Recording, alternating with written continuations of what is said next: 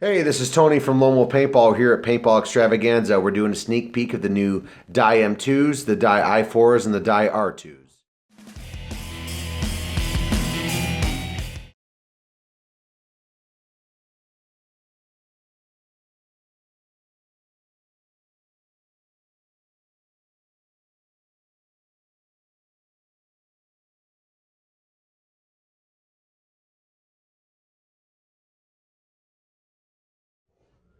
Up top, we've got the new Tiger Stripe M2, i4, and R2, taking off the original Tiger Stripe pattern back in the old days.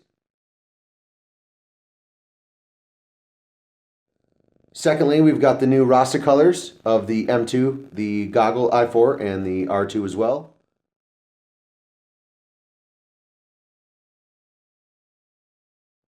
And at the bottom, we've got it's called the Woody, which is a wood grain base. It's got the M2, the R2, and the i4 as well. And also stay tuned for release dates on these products. Thanks.